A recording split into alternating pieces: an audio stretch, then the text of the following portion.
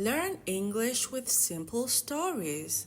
After listening, I'll explain new words and give you questions to check your understanding. So, let's begin. Listen carefully. The perfumer's last scent. In a grand and shining city, there lived a young lady named Aroma. She was the most famous perfumer in all the land. Aroma's perfumes are like treasures from heaven, they said. The noble ladies and gentlemen loved her work deeply, for her perfumes were not only fragrant, but filled with magic. One perfume could awaken true love in the coldest heart. Another could bring fame to a singer who used it. Another one could make any business grow rich overnight. As a result, her shop was always filled with customers. Inside, the air was sweet and warm with many scents.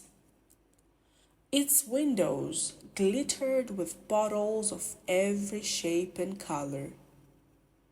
But deep inside, Aroma was never satisfied. She wanted to create something greater than all her perfumes, something no one in the world had ever seen. Aroma dreamed of a perfume that could control life itself. Her perfume would open doors locked to others. It would place crowns on the heads of the unworthy. It could bend fate itself to the wearer's will. To achieve that scent, she worked day and night in her workshop. She mixed powders until her hands were sore. She crushed petals until her fingers turned red. Her eyes shone like embers in the candlelight. Eventually, on a stormy night, the final drop fell into the vial. Outside, rain beat against the dark windows. Thunder rolled across the sky like a giant's roar. A silver blue mist curled upward, shimmering in the dim light. Aroma gasped as the scent filled the room like magic. "The formula is complete," she whispered, her heart racing.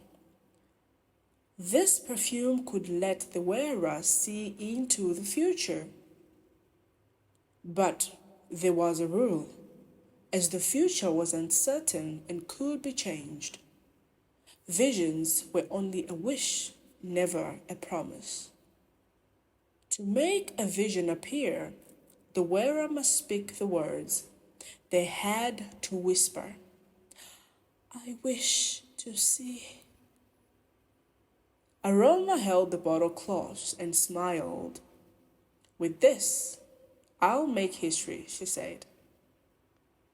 The next morning, Aroma proudly displayed her new perfume. The first customer was Lady Marianne, a young noblewoman. Her eyes were soft, but her voice carried deep longing.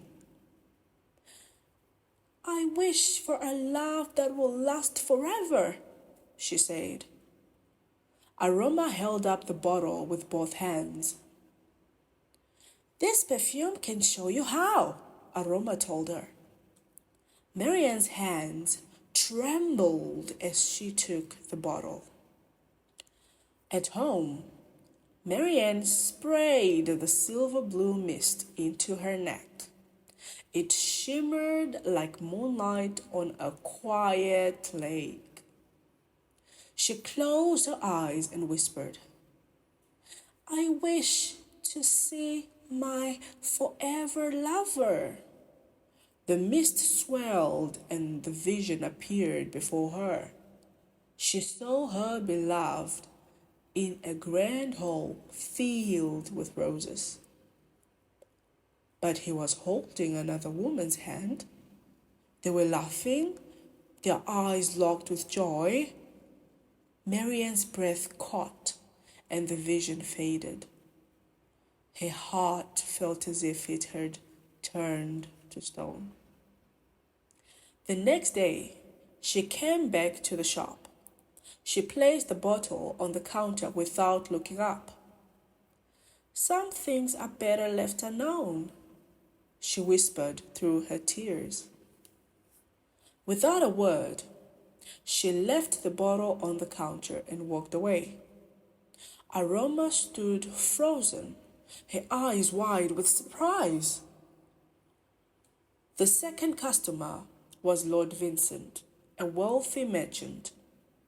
His coat was lined with gold thread, and his rings sparkled. "I wish to see my tomorrow," he said with a confident smile. Aroma handed him the crystal bottle. Later that day, he sprayed the silver blue mist over his chest. It swelled like smoke from a winter chimney. He whispered, "I wish to see my business growing." The vision formed in the air before him. He saw himself counting mountains of gold coins. A grand business deal had made him richer than ever. Greed flared in his eyes like a hungry fire. He decided to risk all his ships for greater gain. The next day, a terrible storm rose from the Black Sea. Waves smashed the ships and tore their sails apart. The precious cargo sank into the depths forever. Lord Vincent's fortune vanished like mist in the wind. He returned to the shop, pale and shaking. Beside him, another merchant was talking to Aroma about his new deal. That man had sailed just one day after Vincent and returned safely. "Knowing the future made me blind to the present risks," Vincent said. He left the bottle on the counter and walked away without looking back. Curiosity burned in Aroma's heart like a restless flame. She picked up the crystal bottle with trembling hands. The silver blue liquid shimmered in the dim light. She whispered, "I wish to see my tomorrow." Slowly, a vision opened before her eyes. She saw herself in her grand workshop filled with light. On the table stood a perfume glowing like the dawn. Aroma's heart swelled with triumph at the sight. "I will make scents greater than this one," she smiled with pride. But the vision shifted like clouds in the wind. The workshop grew darker, colder. Her future self worked alone, day and night. Friends no longer visited. Laughter had faded from her lips. Her eyes were hollow, and her hands shook from endless experiments. Her obsession had stolen her joy and her life. Aroma gasped and stepped back as the vision vanished. "If I keep chasing perfection, I'll forget to live," she whispered. She now understood. The hunger for perfect success can steal life's true meaning. The bottle felt heavy in her hands, as if it carried her own fate. Scared and shocked, Aroma returned to her work table. Papers covered the table, each filled with daring ideas. Perfume to turn back time. Perfume to change a person's mind. She shivered as the vision's warning echoed in her mind. Without hesitation, she gathered the papers in her arms. She threw them into the fireplace. The flames leapt high, devouring every formula. The smoke carried away her reckless dreams. From that day, she returned to simple, joyful scents. Lavender for peace, rose for love, lemon for a fresh morning. At first, some customers left disappointed, but soon new faces came, smiling warmly. They wanted perfumes to celebrate the present, to celebrate life, not control it. Aroma now understood chasing a perfect future can blind us to today's beauty. Some truths should only be known at their right time. Some things should be earned through our own effort. Happiness, she learned, grows in the moment we live now. And in the gentle swirl of her perfumes, she found the satisfaction she had been looking for. Let me explain some new words from the story. Perfumer, perfumer. Famous, famous. Fragrant, fragrant. Awaken, awaken. Control, control. Fate, fate. Workshop, workshop. Candlelight, candlelight. Thunder, thunder. Mist, mist. Shimmer, shimmer. Vision, vision. Beloved, beloved. Unknown, unknown.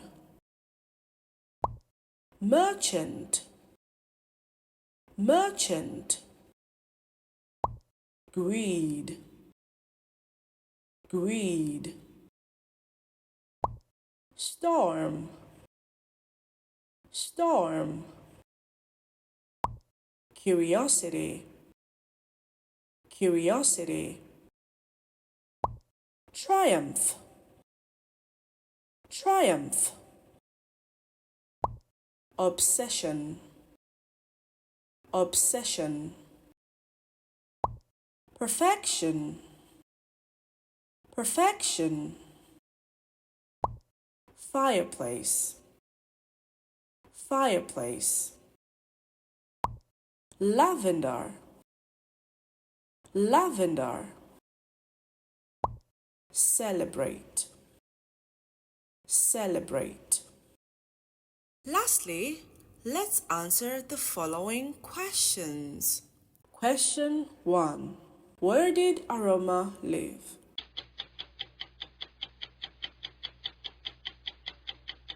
Answer. In a grand and shining city. Question 2. What made Aroma's perfume special?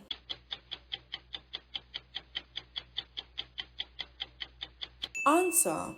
They were not only fragrant, but also filled with magic. Question 3. What could the new perfume do?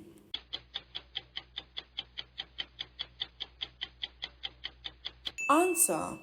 It could let the wearer see into the future. Question 4. What did Lady Marian see in her vision?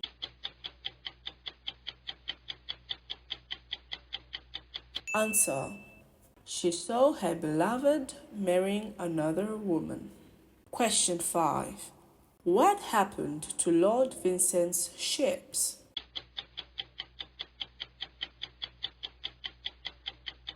Answer. A storm destroyed them and his cargo sank. Question 6.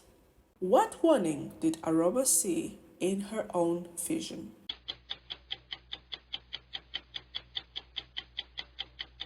Answer.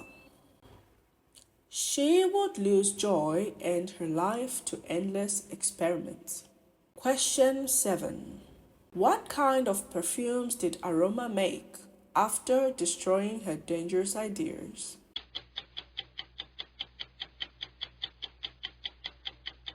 Answer.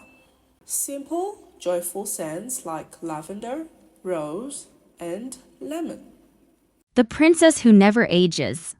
Once upon a time, in a faraway kingdom, there was a princess named Hissa.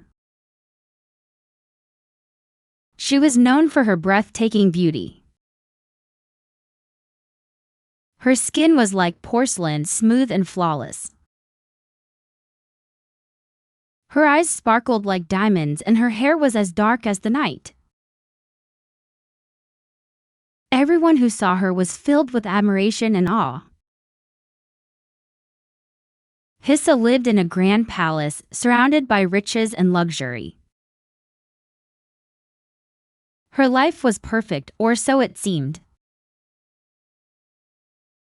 Deep inside her heart, Hissa carried a great fear. She feared the moment when her beauty would fade. She feared growing old, losing her youthful glow. For her, growing old meant becoming worthless. On Princess Hissa's 18th birthday, the kingdom celebrated. People came from all over the land. Noblemen, commoners, and magicians joined.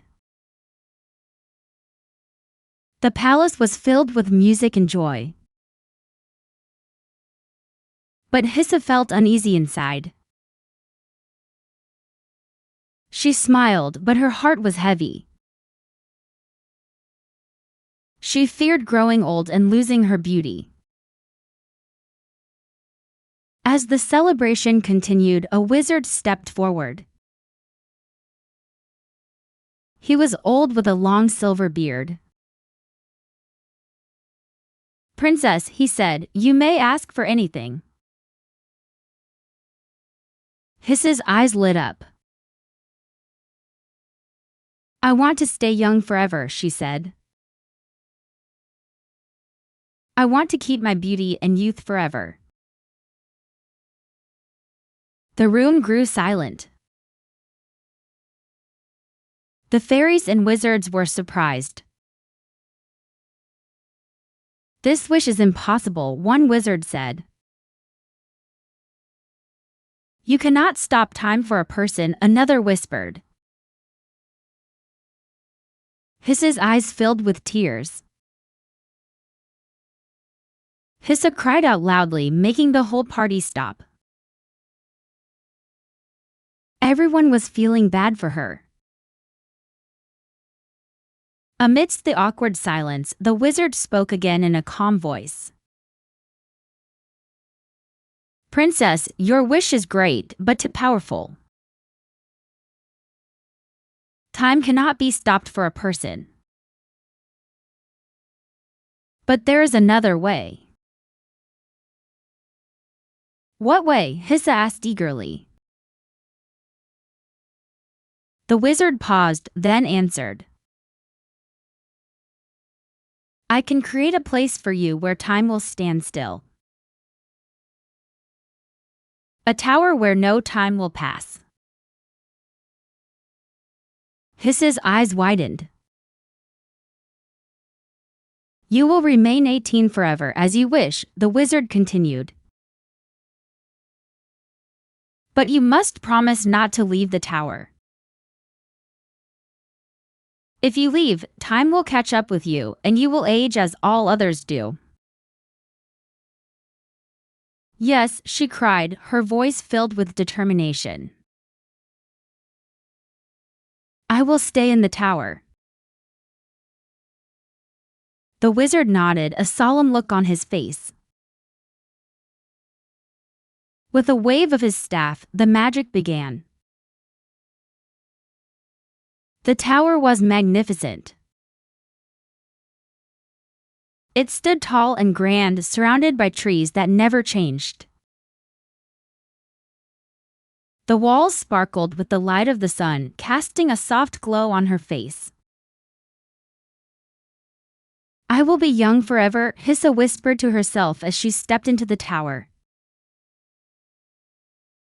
At first, Hissa was very pleased with her choice. Every day, servants brought beautiful clothes to her. People outside the tower still came to admire her. They would stand outside, remembering her beauty. Everything seemed the same, and Hissa felt like she was living in a dream. Her beauty stayed perfect and she felt content. As the years passed, Hissa began to feel lonely. The people outside kept living their lives. They woke up early, worked hard, and built families. They celebrated birthdays, holidays, and shared moments of joy. Their faces grew older, but their hearts were full of love and memories. Little by little, they forgot about the beautiful princess. His's heart ached as she watched from the tower. She felt the loneliness take over her. But she couldn't bring herself to leave. She was still afraid of aging. The thought of growing old still terrified her. She believed that staying young was the only way. Many more years passed, and the people grew old. They were no longer young, their faces lined with time. Their hair had turned silver and their steps were slower. But they had found peace in their aging. They cherished quiet mornings with the sunrise. They enjoyed sharing memories with old friends over tea. They found joy in watching their grandchildren play. They marveled at the beauty of nature, appreciating every detail. They laughed at the simple moments, knowing how precious time was. Hissa felt lost, unable to understand. How could they be so happy? She had stayed young, but they had lived full lives. She looked at herself, trapped in the same day, forever young. She realized she had missed out on so much love, growth, and time. Maybe, just maybe, there was more to life than avoiding time. Centuries passed, and Hissa began to realize. She saw others living with memories, love, and family. They built relationships, shared stories, and created lasting bonds. They celebrated milestones, and their lives were rich with experience. They learned from hardships and found strength in their journey. They found joy in growing old, surrounded by those they loved.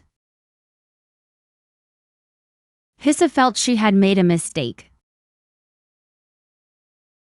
Her beauty meant nothing without life and experience.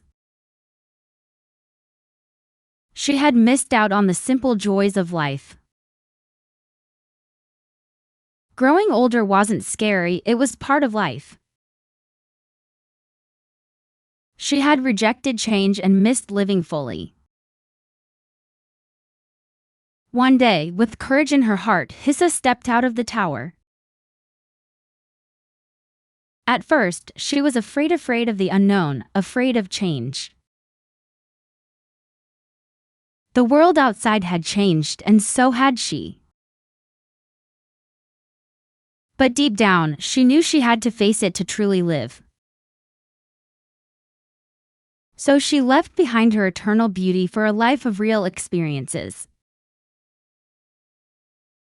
Returning to the kingdom, she embraced all that life had to offer. In growing older, she found a deeper, more meaningful beauty.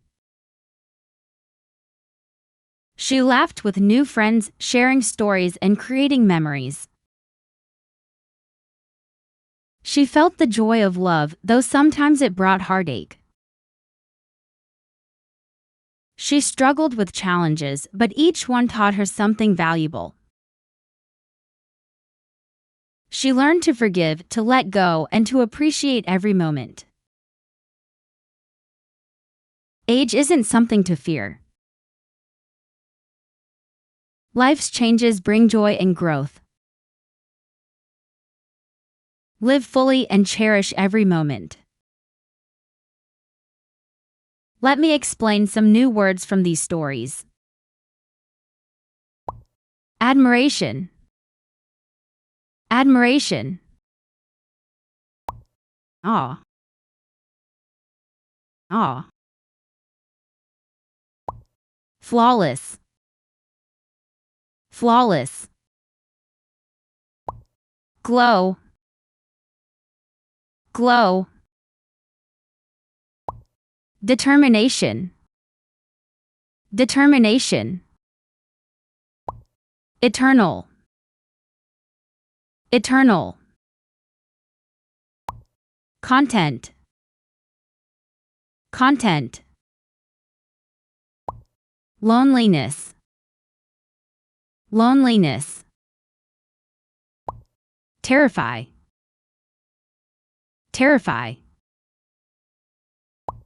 Milestone. Milestone. Trapped. Trapped. Precious. Precious. Rejection. Rejection. Change. Change. Experience. Experience. Peace. Peace. Embrace. Embrace. Heartache. Heartache. Strength. Strength. Challenge. Challenge. Forgive. Forgive. Full. Full. Appreciate. Appreciate. Journey. Journey. Lastly, let's answer the following questions. Question 1. Why did Hissa fear growing old?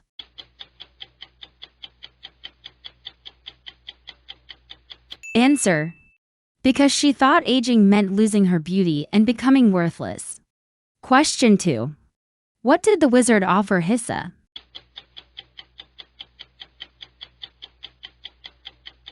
Answer. The wizard offered to create a place where time would stand still and she would remain 18 forever. Question 3. Did Hissa feel happy at first in the tower?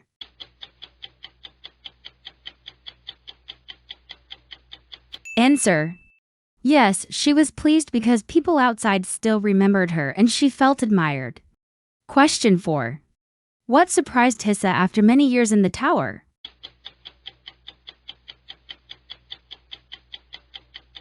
Answer: she was surprised to see that people found happiness in growing old. Question 5. What did Hissa do when she finally understood her mistake?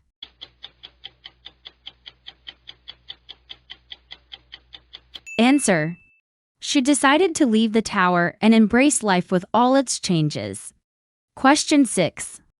How did Hissa feel when she returned to the kingdom?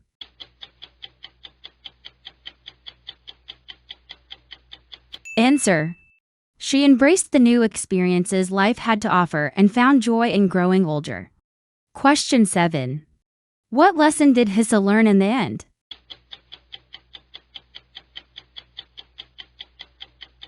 Answer: she learned that age isn't something to fear and that living fully in every moment brings true happiness. The Golden Needle. Once upon a time, in a small village, lived a girl named Haley. She was a poor tailor, but her heart was rich with virtue. Haley respected every stitch, no matter rich cloth or old rag. She created fine dresses for the wealthy with graceful hands. She made clothes for farmers at a fair, humble price. She designed special accessories for the rich, each one unique. She repaired torn shirts for poor children without asking any coin.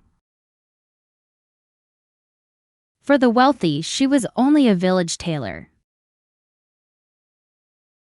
For the villagers, she was only another simple soul. Yet Haley was proud of her work. Because every piece she made carried love, dignity, and quiet beauty. One freezing day, a ragged old woman came to her. Her dress was torn, her step slow, her breath weak. Despite her dirty and messy look, Haley welcomed her inside. She fed her soup and lit the warm fire. She repaired the dress and gave her a woolen scarf. The woman's eyes glistened. I once loved sewing. But I had sons, no daughter to pass my skill. She pressed a shining golden needle into Haley's hands. Use it well, child, let kindness guide your craft. Haley held it close, her heart filled with gratitude. The next day, the woman had left, but Haley felt something strange. The needle sewed faster than lightning, yet stitches stayed perfect. Each line looked smooth, fine, beautiful like soft hand embroidery. Haley whispered, "This is no ordinary needle, this needle is magical." The very next day, a loud knock shook Haley's door. A wealthy merchant entered, wearing rings of silver and heavy boots. He threw a torn silk coat onto Haley's small wooden table. "Fix this coat in one night," he shouted. "I leave tomorrow." Haley lifted the coat and studied the jagged rips carefully. The rips were devastating, perhaps it tore during a careless hunting trip. Other tailors would refuse such work, but Haley only smiled. She took her golden needle, dipped thread of silver and gray. Slowly she sewed, shaping the tears into patterns of flowing clouds. The silver thread sparkled, reflecting the firelight like moonlit rivers. Her hands moved gently, guided by patience, guided by kindness. By dawn, the coat was transformed into something magical. Clouds swirled across the silk, soft and noble like painted skies. It looked less like a coat, more like royal clothing. The merchant returned and gasped, "This is not repair, this is art." His proud face softened. "I was so rude and arrogant, yet you still treat this piece as true art." Haley bowed gently and said, "Sewing is not only a job, it is my duty to help every customer feel beautiful." One afternoon, a harsh knock shook Haley's small wooden door. A lady entered, proud and sharp, holding a torn fabric. "This is useless cloth," she scoffed, dropping it onto the table. "My husband says it is rare, but I call it trash." "It was his mother's, he clings to it like a fool." She crossed her arms and laughed coldly at Haley's silence. "If you are skilled, make this cloth into a dress. Then he will see it belongs in the fire, not here." Haley lifted the cloth. It was faded, thin, and weak. Her heart stirred with compassion. It is love from a mother. In her garden, flowers swayed in pink and violet light. Haley crushed petals to dye the fabric, brightening its dull colors. She stitched silk petals and pressed leaves into natural flowing patterns. When the woman returned, her eyes widened, her voice unsteady. She touched the fabric again, tears rising in her eyes. "It looks like my mother-in-law's old flower garden in spring." "Thank you, Haley, for showing me its true worth." Haley bowed gently and whispered, "Clothes are not only for wearing, they are for remembering love." Good news spreads quickly, and so do whispers of envy. Soon the village spoke of Haley and her talent. Among them was Emily, a young woman with restless eyes. She smiled sweetly, carrying cloth, and asked Haley for help. Haley welcomed her kindly, never suspecting hidden jealousy in her heart. While Haley turned for thread, Emily's hand reached with greed. She slipped the golden needle into her pocket, eyes flashing victory. Later she cried to the village, "Haley cheats with magic. She deceives you all, chasing only silver and gold coins." The people listened, their trust shaking like leaves in a storm. Haley heard the rumors, her chest heavy with sorrow. It was not the needle's loss that hurt most. It was losing the memory of the old woman's gift. It was being misunderstood as a liar with no heart for tailoring. Haley sat alone, her hands folded, her heart wounded. "After all my care, they still see me as nothing," she whispered. The next morning, bright wheels rolled into the quiet village. A grand carriage shone with gold, guarded by riders in silver. "Where is the tailor named Haley?" a voice called proudly. Haley stepped forward, confused, her heart beating like a drum.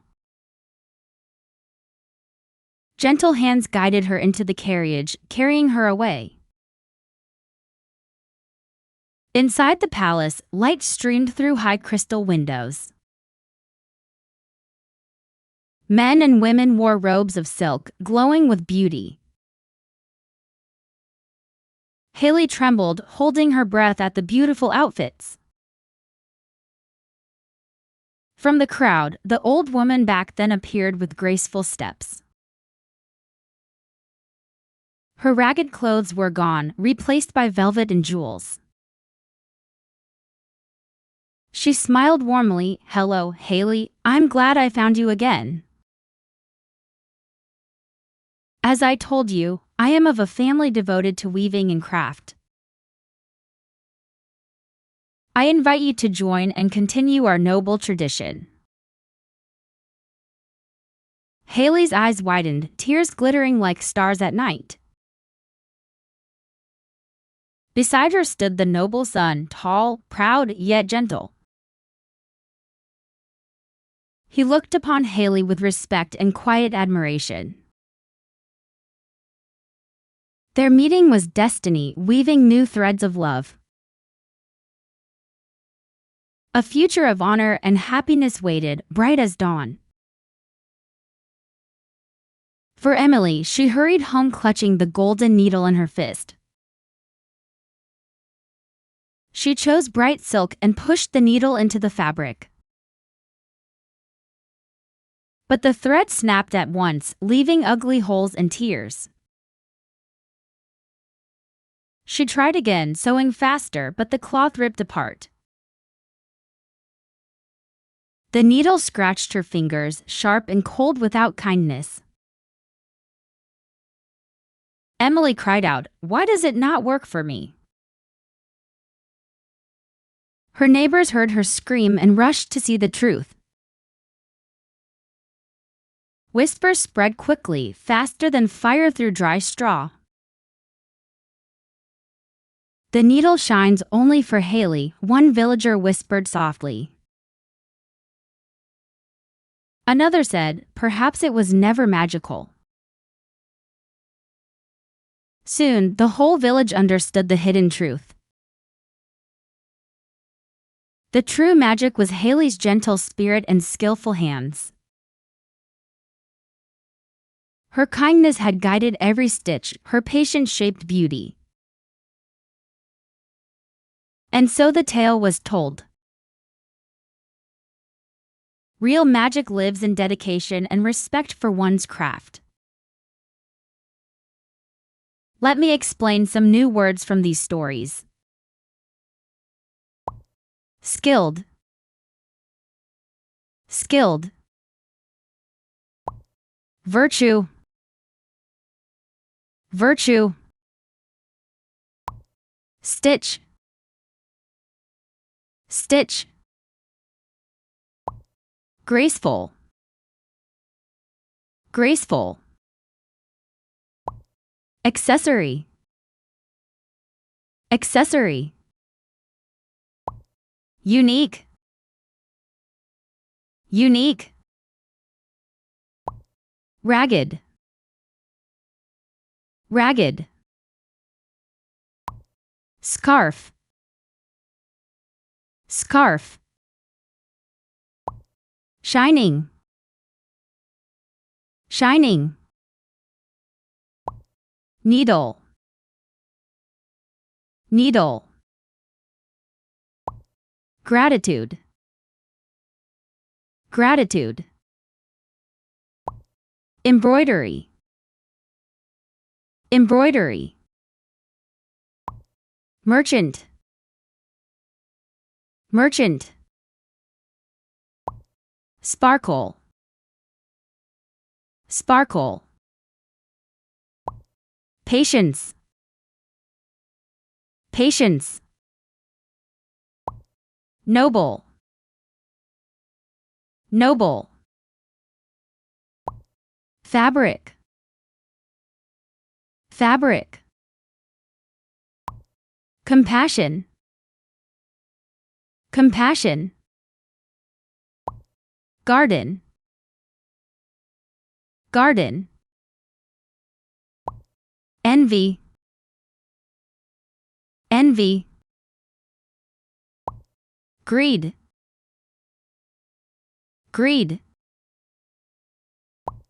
Carriage, carriage. Velvet, velvet. Destiny, destiny.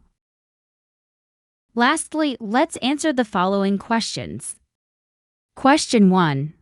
What was Haley's job in the village?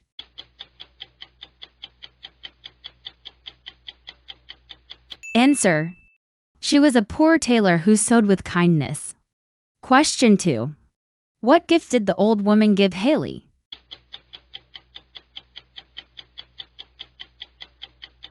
Answer. A shining golden needle as a symbol of kindness. Question 3. Why was the golden needle special?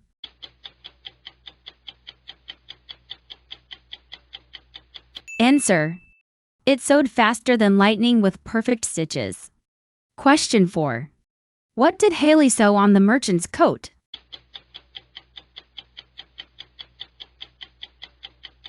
Answer. She shaped the rips into patterns of flowing clouds. Question 5. What did Haley use to dye the old fabric?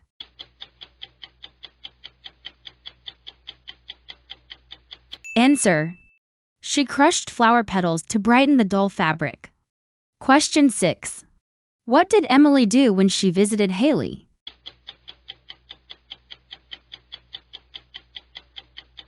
Answer.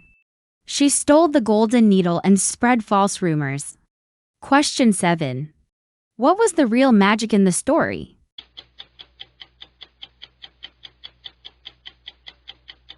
Answer. Haley's kindness, patience, and respect for her craft. The secret of wisdom.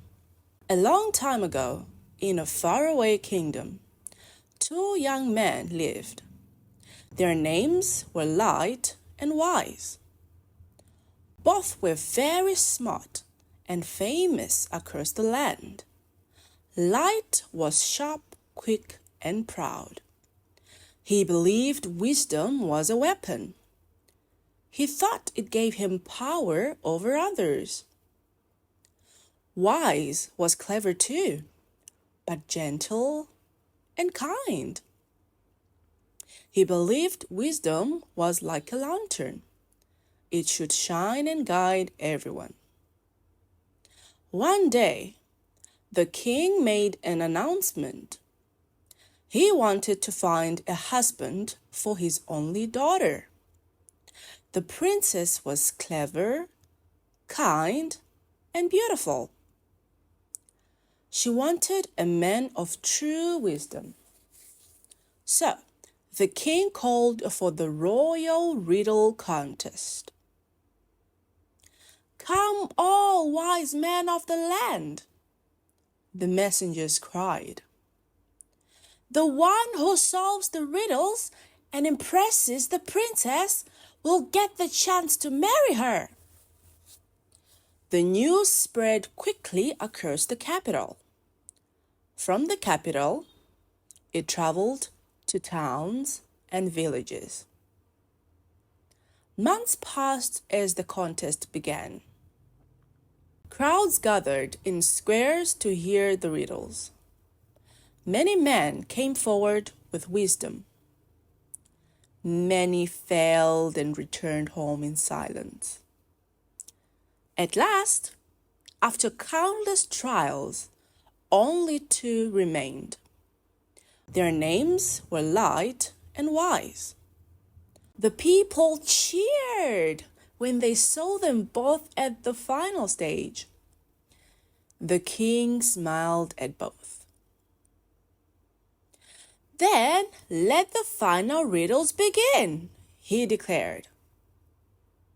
Long ago, a wizard searched across the world. He wished to find a very rare creature.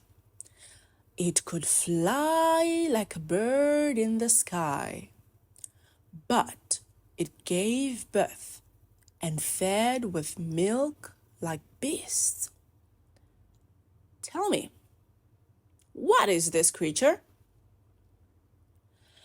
The crowd gasped with wonder. Some looked confused, others whispered guesses. Light's eyes shone with pride. Wise also looked calm and ready. Both men answered at once. "It is the bat," they shouted together. "It has wings for flight, yet it births babies, not eggs." The crowd cheered loudly. The king nodded, pleased with their knowledge. The king lifted his hand once again. "Now, for the second riddle," he declared. "A gardener works in his fields all alone. Yet he feels many eyes watching him. What plant sees all?" Light stepped forward quickly. "Potatoes," he said without pause. Wise answered almost at the same moment. "Potatoes are full of eyes." The crowd laughed and clapped. The king smiled at both men. Now the square grew silent. Everyone knew the third riddle was the most important. The king spoke with a deep voice. "An old blacksmith has a dull blade. He does not know how to sharpen it. If you were there, what would you do?" Light laughed with confidence. "Ha! Sharpening a blade is simple," he said. "I will take a stone and grind the edge. There's a trick with the pressure. The old man may not have the strength to do it. But worry not. I'm here to save the day." Wise then stepped forward quietly.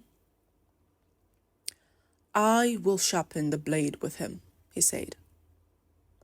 "I will show him how to hold the stone. I'll guide his hand to find the right angle. When we finish, he will know how to sharpen.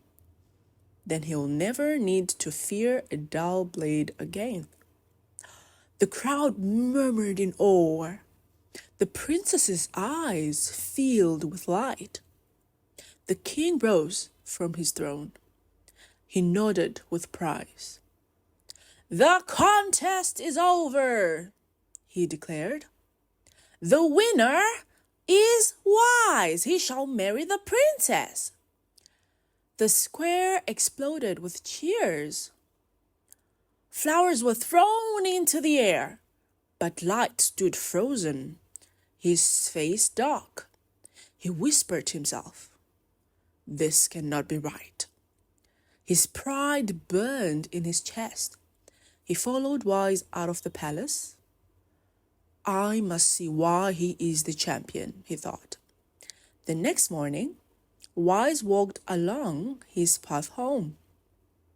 An old woman stood there, her roof broken.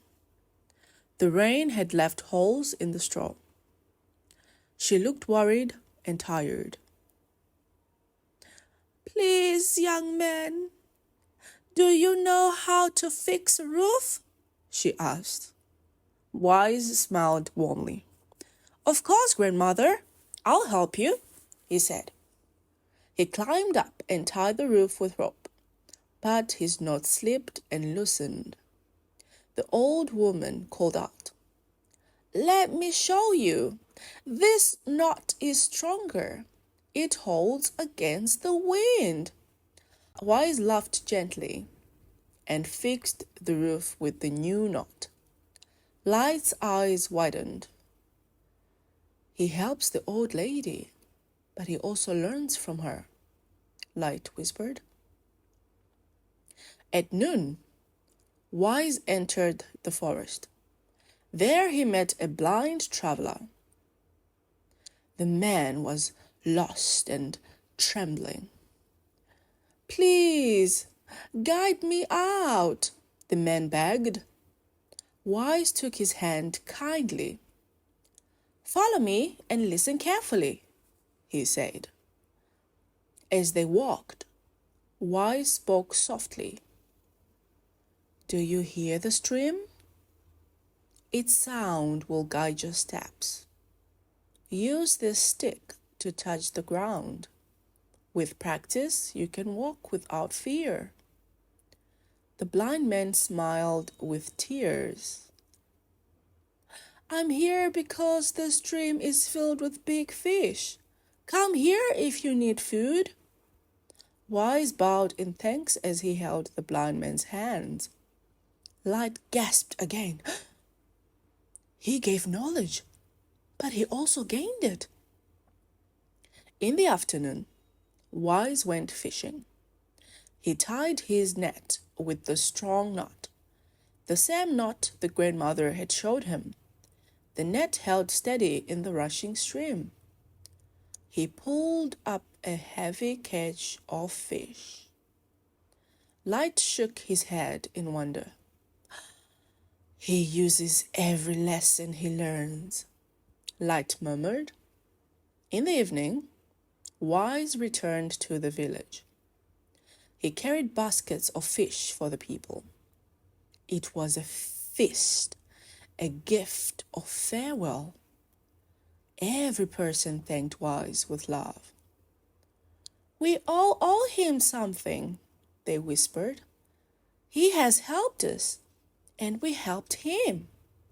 At last, Light stepped forward. "Why did you answer the king that way?" he asked. Wise looked at him with calm eyes. "Because wisdom is not for power," he said. "It is for sharing, for lifting each other higher. When I teach, I also learn. When I give, I also receive. That is the true light of wisdom." Light looked around the village. He saw strength, joy, and harmony. It all came from shared knowledge. His pride melted away. Light bowed his head before Wise. "I was wrong," he whispered. "Teach me to be like you." And so Light's heart began to change. Let me explain some new words from the story. Wisdom. Wisdom. Weapon. Weapon. Lantern. Lantern. Announcement. Announcement. Princess. Princess. Contest. Contest. Messenger. Messenger.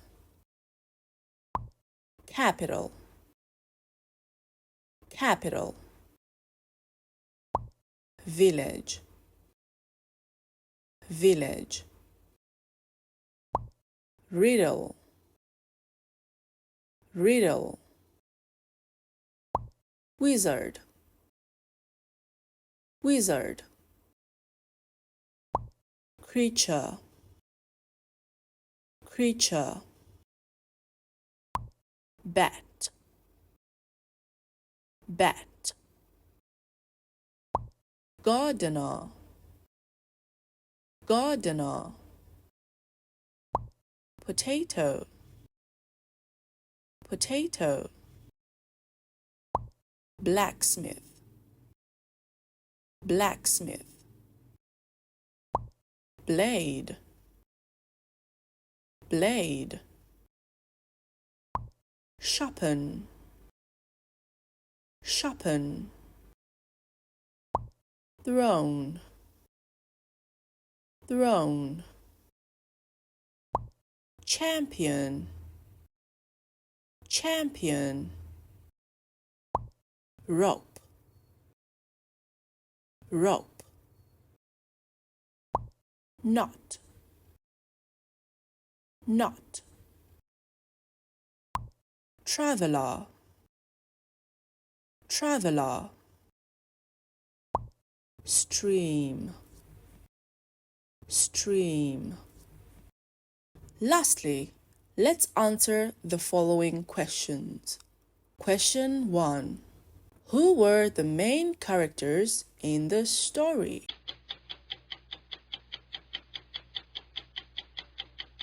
Answer.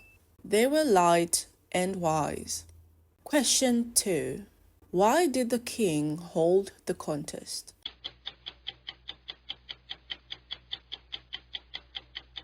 Answer. To find a husband for the princess. Question 3. What creature could fly but gave birth like beasts?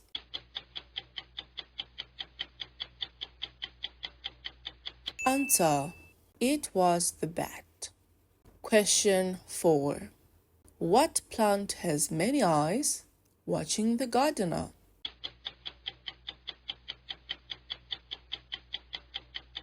Answer. It was the potato. Question 5. What lesson did Wise learn from the old woman?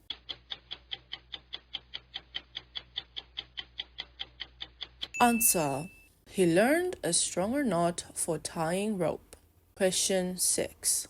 What two things did Wise use to guide the blind man?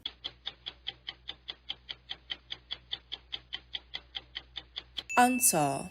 He used the sound of the stream and a stick. Question 7. According to Wise, what is the meaning of wisdom?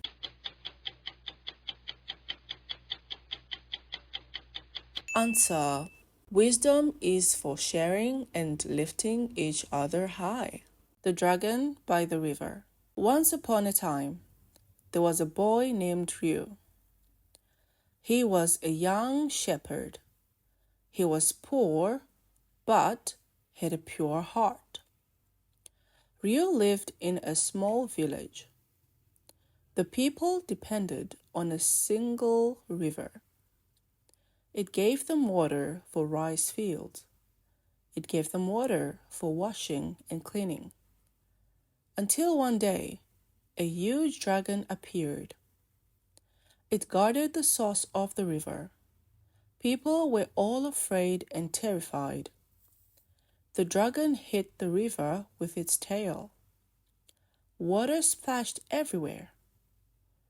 Another time, the dragon flew high above the sky. It breathed fire across the clouds. Then, the dragon used its claws. It threw wooden boats into the air. The boats broke into pieces. No one dared to go near the river anymore. Then came a rocky earthquake. Giant rocks rolled down the mountain. They blocked the river completely. The water stopped flowing to the village. Drought began to strike the land. The villagers lost all hope. They cannot move the rocks at the source. No one can save us, they said. But Truye stood up. I cannot let my people suffer. He decided to go to the dragon. Truye walked for many days. His feet were tired and sore, but his heart told him to go on. Finally, he reached the riverbank. The dragon was there, tall and dark. Its eyes glowed like burning fire. Its wings spread wide like clouds. Truye froze in fear. His hands shook. His legs felt weak. The dragon growled and lifted its tail. The ground trembled under his feet. Truye screamed and hid behind a tree. His heart beat faster than a drum. I cannot fight this monster, he whispered. Night fell and the forest grew quiet. Ryu sat under an old tree. He opened his small bag of rice. It was cold and hard, but it was all he had. Suddenly, he saw the dragon again. It stood nearby, watching him closely. Ryu's hands trembled, but he held out a piece of rice. "Here, take it," he said softly. The dragon leaned down slowly. It sniffed the rice like a curious child. Then it ate gently, bite by bite. Its eyes shone with joy. Ryu gasped. "This dragon, it is not that evil." The dragon wagged its tail happily. It looked almost playful, almost like a child. Ryu laughed for the first time in a whole day. At that moment, the dragon stepped back, but its foot slipped on wet stones. The dragon roared in pain as it fell. Its leg was wounded. Ryu did not even think twice. He ran forward bravely. "Do not move," he said. He tore his own shirt. He wrapped the wound with gentle hands. The dragon blinked in surprise. For the first time, it felt cared for. Both sat in silence under the stars. The dragon lowered its head. Its eyes were wet with tears. It spoke with a soft, broken voice. "I am the last dragon of Dragon Hive," it said. "My village was destroyed in a storm. Lightning burned the sky and destroyed them all. I wandered alone for many years. When I found this place, I saw joy. I wanted to stay near humans." Ryu listened with wide eyes. The dragon continued to confess. "I did not want to scare anyone. As a child, I loved splashing waves. But people thought I was angry. I only wished they would join me. I did not want to bend the learned. My fire was like fireworks. I wanted to light the sky. I wanted to see beauty. But they screamed and ran away. Their fear made me hide in anger. I did not want to break the boats. I only wanted to play with them. My claws were too strong, too clumsy. The boats broke. People shouted, and it hurt me." As the dragon cried, Ryu felt his own eyes grow wet. He stepped closer without fear. He touched the dragon's rough, cold scales. "Your heart is kind," he whispered. "You only wanted friends, not enemies. I am so sorry we misunderstood you." His voice shook, but his words were warm. The dragon looked at him in silence. Its eyes softened like the morning sun. For the first time, it gave a gentle smile. The smile was small, yet full of hope. The next morning, Ryu rode on the dragon. They returned to the dry village. The people hid in fear at first sight. "Do not be afraid," Ryu called out. "This dragon is our new friend now." The dragon lowered its great head. Together, Ryu and the dragon pushed the giant stones. The ground shook as they worked. Water rushed back into the river. The fields drank deeply again. The children laughed and clapped their hands. Old men wiped tears from their eyes. The whole village cheered with joy. The dragon's eyes shone with peace. It finally felt welcomed and loved. From that day, it stayed in the village. It became both a friend and a protector. The people also changed in heart. They learned to see the truth inside. They learned kindness and compassion. And so the story whispers its wisdom. Appearances never decide the true loving spirit. Live with an open heart and a wide vision, and you will discover many more beautiful things. Let me explain some new words from the story. Shepherd, shepherd. Village, village. River, river. Dragon, dragon. Tail, tail. Claw, claw. Boat, boat. Earthquake, earthquake. Mountain, mountain. Drought, drought. Suffer, suffer. Riverbank, riverbank. Wing, wing. Growl, growl. Tremble, tremble. Forest, forest.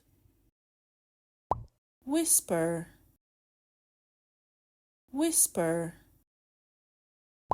Sniff, sniff. Playful, playful. Wound,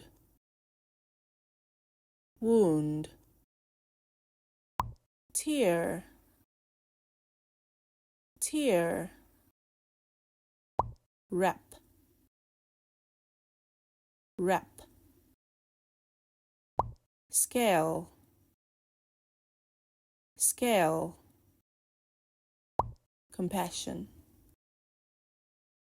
compassion. Lastly, let's answer the following questions. Question 1. Who was Ryu?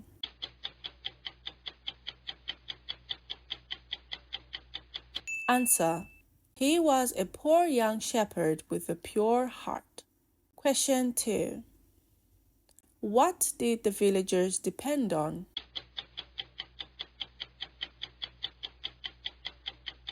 Answer. They depended on the river. Question 3. What blocked the river?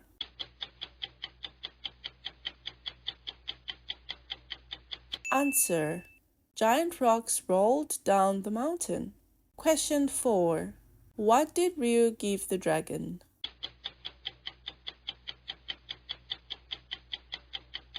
Answer. He gave the dragon his rice to eat. Question 5. How did Ryu help the dragon?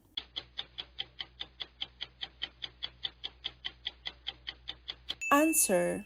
He wrapped the dragon's wounded leg. Question 6. What truth did the dragon confess?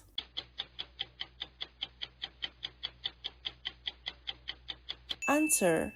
It only wanted to play and be loved. Question 7. What lesson did the villagers learn?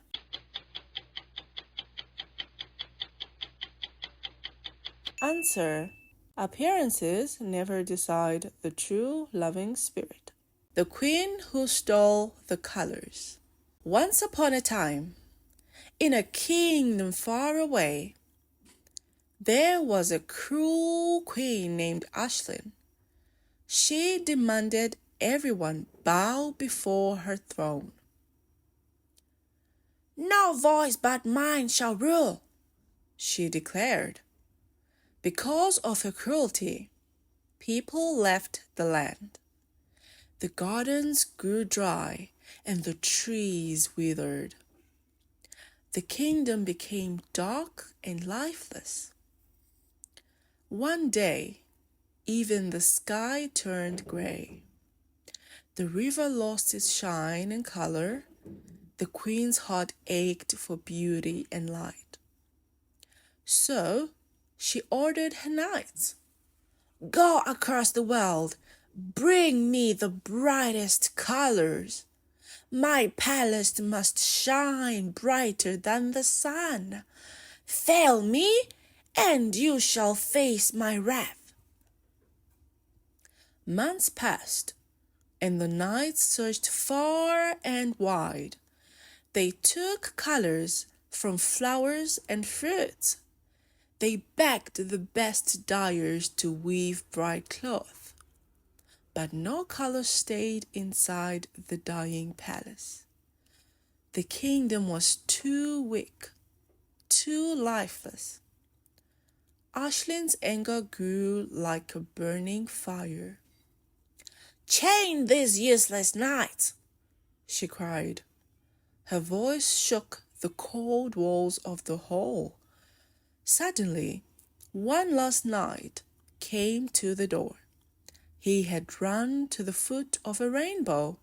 There, he learned of a secret crystal. It was the rainbow stone. It could capture and hold every color. Aislinn's eyes lit with greedy joy. "Find it at all costs," she declared. Aislinn rode with her servants to the rainbow's end. The forest was full of song and joy. Fairies danced among the bright flowers. Their wings shone in many colors. Their voices were soft like little bells. But when Aislinn came, the songs stopped. The fairies froze and looked in fear. One rainbow fairy walked out slowly. Her dress shone with many colors. "Welcome, Queen Aislinn," she said. "You have found the rainbow forest. We guard the colors of the world. We guard the joy of hearts." Aislinn lifted her chin with pride. "Give me the crystal, or I burn your forest." The fairy shook, but answered, "Colors are for joy, not for control." Aislinn's eyes grew hard and cold. In the end, the fairy gave the stone with tears. Aislinn grabbed it with greedy hands. Aislinn held the crystal in her hand. She placed it on her golden stick. She pointed the stick at the rainbow. At once, the colors began to move. Red, blue, and green rushed inside. Yellow and purple shone like fire. The rainbow grew weak and turned gray. Aislinn laughed loudly and raised her arm. Her palace was now full of light. Walls turned red, windows shone like gold, curtains glowed green, floors sparkled blue. Aislinn's heart jumped with joy. But after a few days, her smile faded away. Her palace was full of colors now, but the garden flowers did not change one bit. Roses were still white, lilies looked pale. "This is not enough," Aislinn cried. She pointed her stick at the forest. Leaves grew gray, Rivers lost their shine. The colors flew into her garden. Her palace and garden now blazed bright. Aisling laughed loudly and clapped her hands. She walked proudly through the shining halls, did not notice that outside her walls the land grew dark. The nearby fields turned grey and dry. Aisling did not see their pain at all. After some time, Aisling wanted more. She thought, "My palace is already gorgeous. It's time my whole kingdom shines brighter." So she sent a message to her people. "Bring me more flowers, and you shall live in light." But the people were poor and tired. They had no colors to give. Their fields were dry, their clothes were brown with mud. The nobles warned Aisling with soft voices. "My queen, the people cannot follow your order." But Aisling refused to listen. She shouted, "Punish all who disobey me." Fear filled the land, yet no colors came. At last, Aisling grew desperate. She raised the crystal high in her hand. "Then I shall take colors from the whole world." The crystal stone with wild, hungry fire, her palace turned into a jewel of light. The whole kingdom glowed in endless colors. At first it looked bright and powerful, but soon the light grew too strong. People covered their eyes in fear. Then, in one single moment, all was gone. Aisling looked down at the rainbow stone. All the colors fled into it, seeking safety. They feared her greedy hands and cruel heart. The stone shone brighter, holding too much inside. Aisling gasped as cracks spread across its surface. With a loud sound, the stone broke apart. The colors vanished into cold emptiness. Her palace cracked, and the gardens turned to dust. The whole world was now grey and silent. Aisling stood in silence, her heart trembling. She fell to her knees in despair. Aisling returned to the Rainbow Fairy with tears. She bowed her head low in shame. "I have taken colors from the world," she whispered. "I have left only grey and sorrow." The fairy looked at her with soft eyes. "True beauty lives when it is shared," she said. "Life shines when it is cared for, not stolen." She led Aisling back to the rainbow forest. "The colors are not entirely gone. The rainbow forest is home to colors, but they can only return through kindness and work. You must give them back to the world." Aisling stood still and thought deeply. Her crown felt heavy on her head. Should she keep her title as queen or change? At last she took off her crown. "I will give it up," she cried. "I will make things right." From that day, she wore no rich gown. Aisling put on the humble clothes of a traveler. She planted colored plants throughout the kingdom. She gave care to people and nature. People still speak of a woman who brought colors as she walked. They remember a woman who preached that colors are like happiness, bright and free, and happiness must be shared, never forced or stolen. Let me explain some new words from the story. Cruel, cruel. Throne, throne. Wrath, wrath. Night, night. Rainbow, rainbow. Crystal, crystal. Greedy, greedy. Servant, servant. Forest, forest. Fairy, fairy. Guardian, guardian. Pride,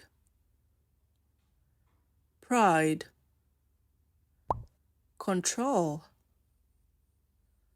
control. Golden, golden. Sparkle, sparkle. Curtain, curtain. Garden, garden. Pale, pale. Punish, punish.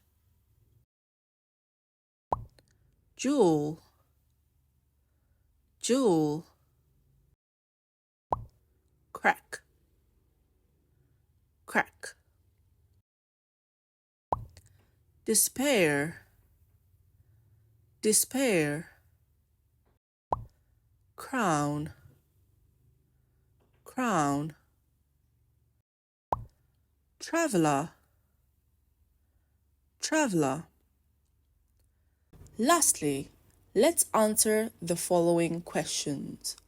Question 1. Why did the people leave the kingdom?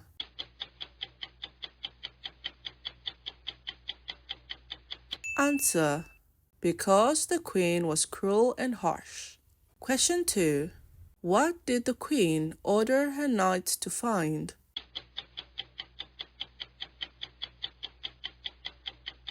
Answer.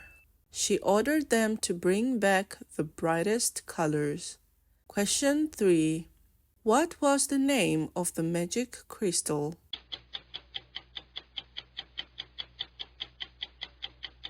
Answer.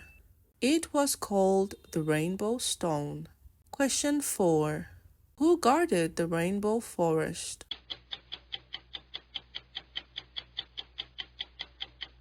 Answer. The fairies guarded it.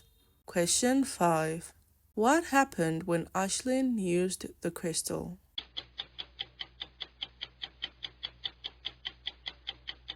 Answer. The palace filled with bright colors. Question 6. Why did the rainbow stone break apart?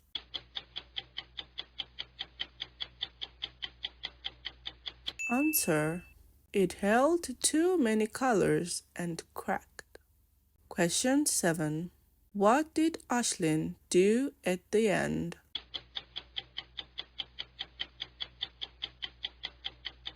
Answer. She gave up her crown and became a traveler who brought colors to land. The friend from the forest. In a small village near the deep forest lived Jacob. He was a young farmer who lived alone. Jacob was kind and gentle to everyone he met. He loved the songs of birds and the sound of trees. That is why his house stood at the forest's edge. He felt peace, living close to nature every day. One day, he walked through the dark trees alone. He heard a weak cry under the fallen leaves. "Oh, what is that sound?" Jacob whispered. He found a little wolf, hurt and lost. The wolf's eyes were full of pain and fear. "Don't be afraid, I'll help you," Jacob said. He carried the wolf home with gentle hands. The villagers frowned. "That wolf is very dangerous." But Jacob cared for it day and night. The wolf grew strong and loyal to Jacob. Together, they hunted, worked, and watched the shining stars. True friendship is born from kindness and trust. However, the hearts of people cannot be changed easily. Most people were still afraid of the big and strong wolf. The villagers whispered, "This beast is dangerous for us." They pointed at Jacob. "You must drive it away." Some shouted, "End the wolf before it ends us." Jacob's heart trembled with pain and doubt. He looked at his friend and saw gentle loyalty. But he also saw the fear in the villagers' eyes. "Oh, what should I do?" Jacob cried softly. He stood between two worlds, torn by love and duty. Jacob sat alone under the quiet moonlight. He thought, if the wolf did no harm, why chase it? But if danger comes later, will I be blamed? His heart was heavy with sorrow and doubt. At last, Jacob led the wolf into the forest. "Forgive me, my friend," he whispered with tears. The wolf walked away, but often returned in silence. From the edge of the woods, it watched Jacob sadly. Back in the village, people turned cold and distant. They whispered, "He almost brought danger to us all." Jacob lost both his loyal wolf and his people's trust.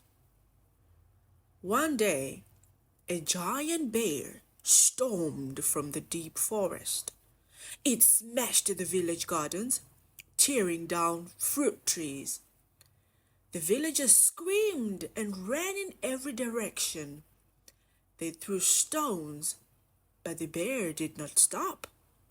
Arrows broke against its thick fur and angry roar. The beast grew wilder and rushed towards the houses.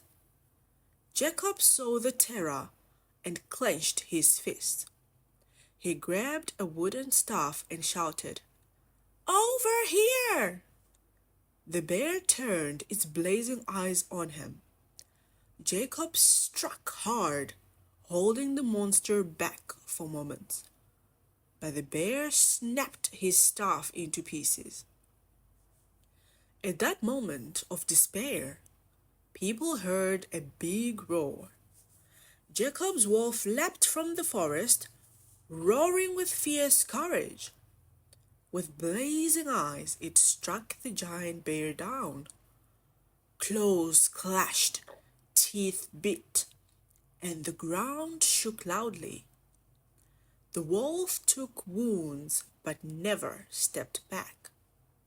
Jacob cried out, "Hold on, my brave friend!" Tears filled his eyes as he watched the fight. The villagers froze, amazed by such loyalty and strength. At last, the wolf stood tall, chest heaving hard. The bear gave a final roar and fell to the ground. The village was safe. saved by the faithful wolf. The villagers cheered and clapped their hands in joy. But they did not see the wolf fall to the ground. It lay weak and trembling, breath fading with pain. Its gentle eyes looked at Jacob one last time. That gaze spoke of love and unbroken loyalty. Jacob ran forward and dropped onto his knees. He cried, "No, please stay with me, my friend." He held the wolf, tears streaming down his face.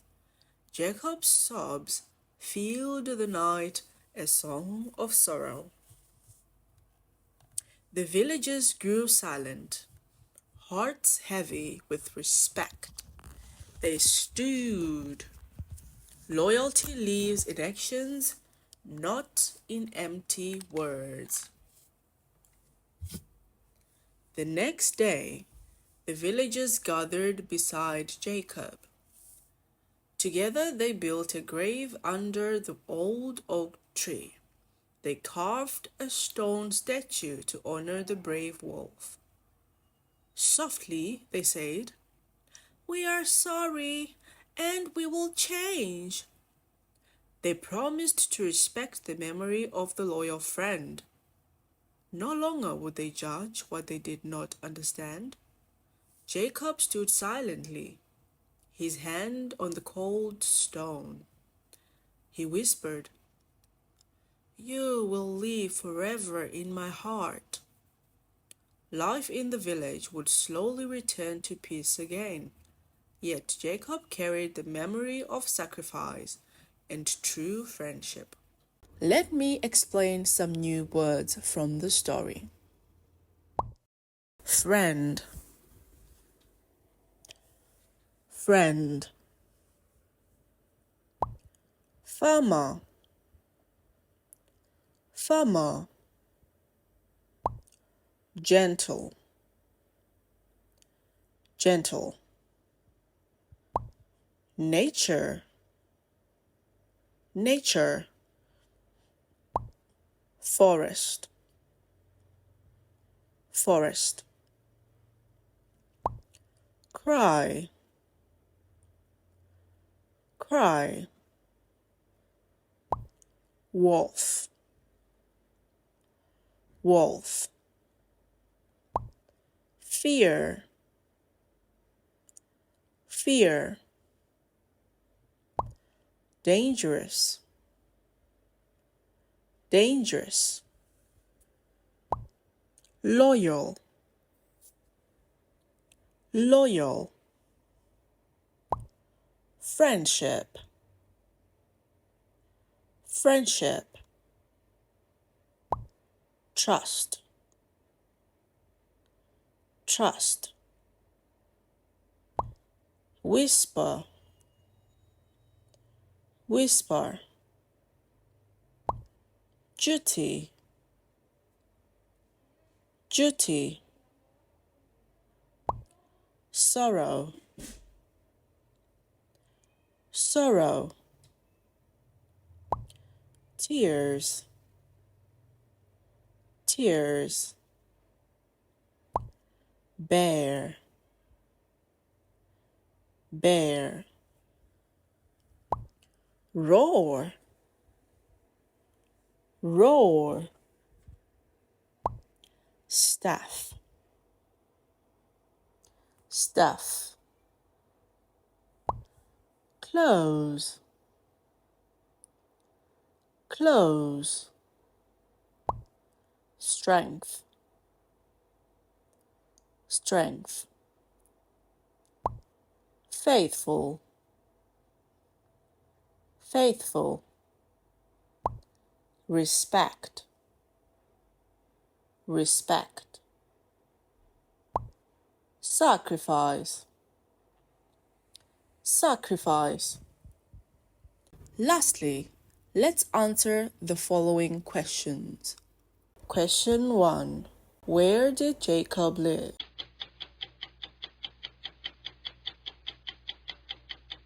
Answer: in a small village near the deep forest.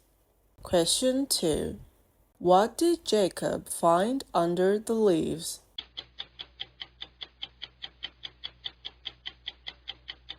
Answer: a little wolf hurt and lost. Question 3. How did the villagers feel about the wolf?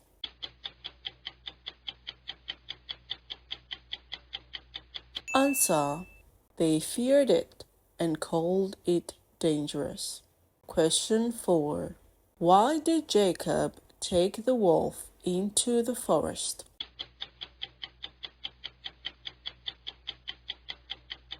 Answer: because the villagers wanted him to drive it away.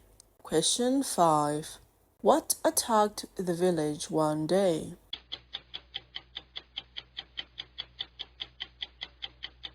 Answer: a giant bear from the deep forest. Question 6. Who saved the village from the bear?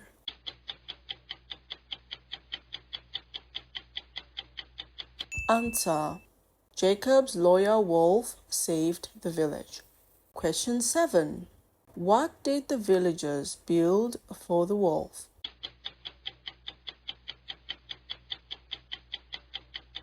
Answer: a grave and a stone statue under the oak tree. The Dream Huntress. Once upon a time, there was a girl named Yumi. She called herself the Dream Huntress. Though she never held a bow or arrow, Yumi loved dreams more than real life. To her, dreams show our true wishes. Each morning, she wrote her dreams in a book. She asked people about their dreams. She listened with joy and patience. Her room was full of dream journals. Inside her heart lived a secret wish. She wanted to protect every dream forever. One day, Yumi had a strange dream. It was about a pyramid of dream. It was an ancient artifact, hidden deep in the woods. It could collect and keep every dream forever. Yumi's heart began to beat very fast. This is what I have been seeking. Without fear, she made a bold decision. She would leave her quiet village behind. She would search for the legendary pyramid. Yumi packed her journals and a small lantern. She stepped onto the road with shining eyes. Yumi walked for many months through endless forests. She crossed rivers and climbed steep hills, but the pyramid of dream had yet to be found. One day she entered a misty forest. The fog was thick, silver, and full of mystery. She followed a shining path inside the mist. At last, she saw an ancient stone altar. On it stood the pyramid of dream. Strange carvings glowed softly in the dark. It was real. Her dream was true. Then a deep voice echoed through the mist. Yumi turned quickly, her eyes wide with fear. Before her stood an old guardian woman. She wore robes like a noble from old times. Her silver hair shone under the forest light. I wonder how you reached this place, she said. But if the pyramid of dream called you, there is a reason. Yumi bowed politely and spoke with passion. My name is Yumi, the Dream Huntress, she said.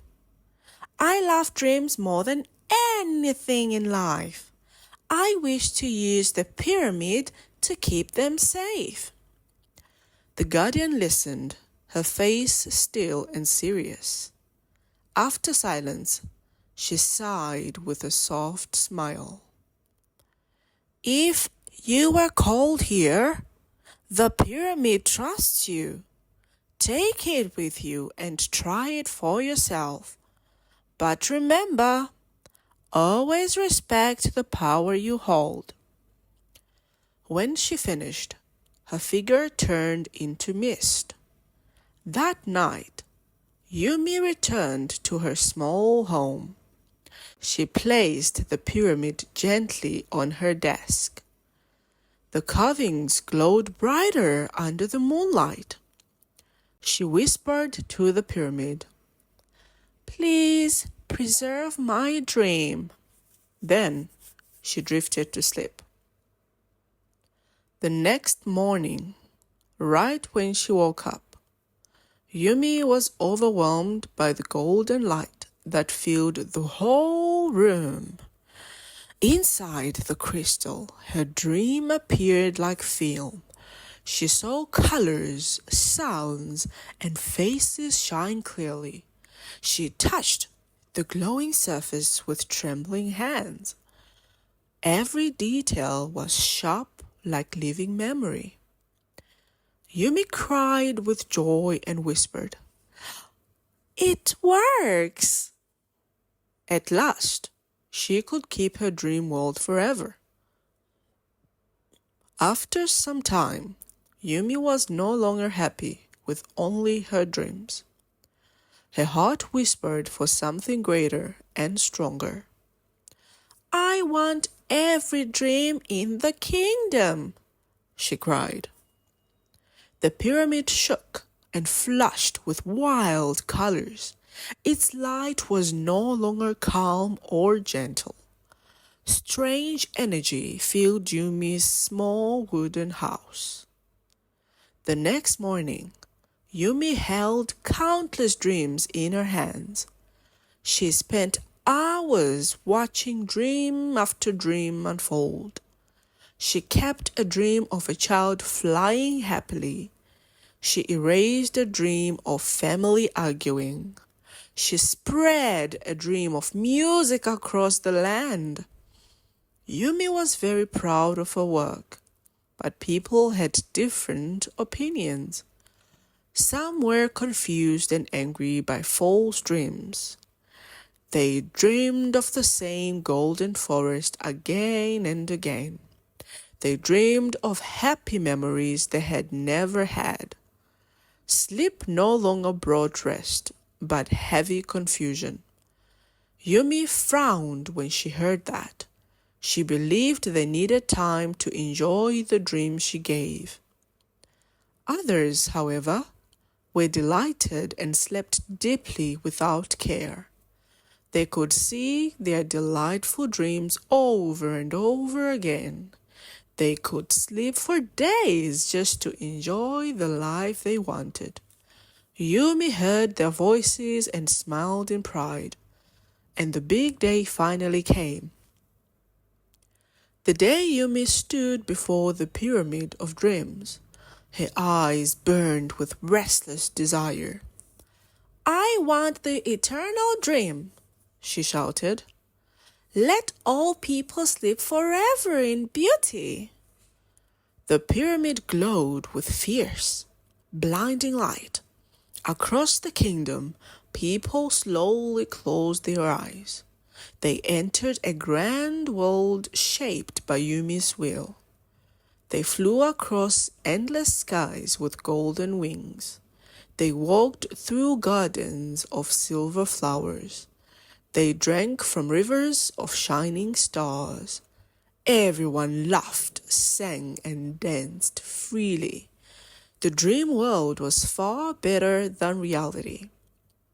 But as time flowed, the dream world began to lose its glow. People had everything without work or effort. They no longer fought, hoped, or created. Their hearts became heavy.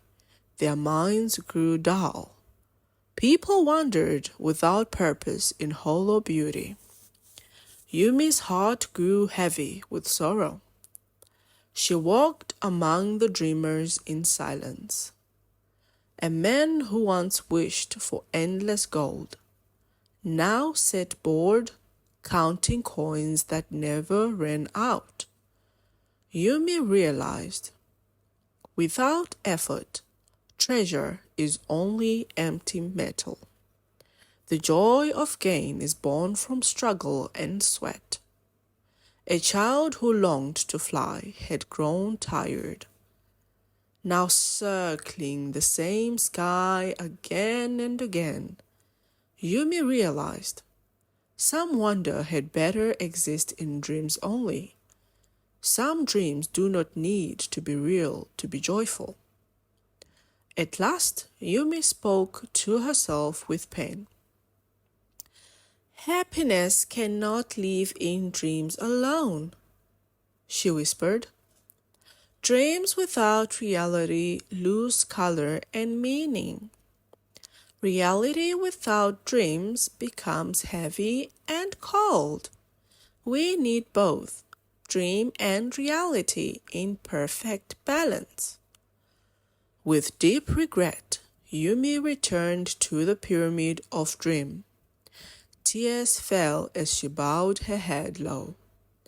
I was wrong to control the dreams of others. She broke the eternal dream and freed the people. The pyramid's glow faded into soft silence. From that day, Yumi lived a humble life. She wrote down dreams and real stories alike. She shared them as a wandering storyteller of hope. Her words inspired people to dream and to act. She led everyone to carry dreams that were bright and beautiful, and then used that energy to build a happy reality. Let me explain some new words from the story. Dream, dream. Huntress, huntress. Wish, wish. Protect, protect. Artifact, artifact. Wood, wood. Legendary, legendary. Lantern, lantern. Endless, endless. Misty, misty. Altar, altar. Carving, carving. Guardian, guardian. Noble, noble. Passion, passion. Preserve, preserve. Crystal, crystal. Tremble, tremble. Kingdom, kingdom. Argue, argue. Delight, delight. Eternal, eternal. Blinding, blinding. Treasure, treasure.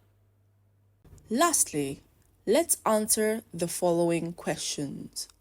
Question 1. Who was Yumi?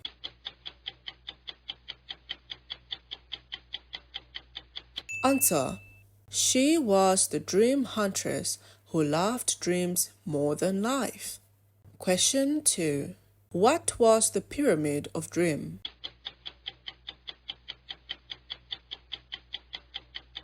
Answer. An ancient artifact that could keep every dream forever. Question 3. Why did Yumi leave her village?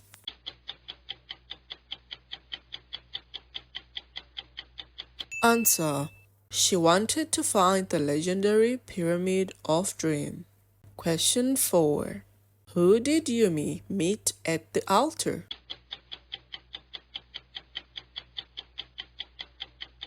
Answer. She met an old guardian woman dressed like a noble. Question 5. What happened when Yumi used the Pyramid of Dream on everyone?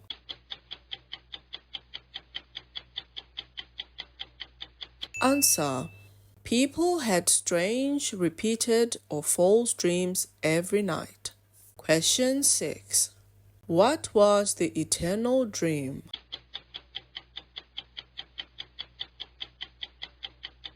Answer. A perfect dream where people slept forever in beauty. Question 7. What lesson did Yumi finally learn?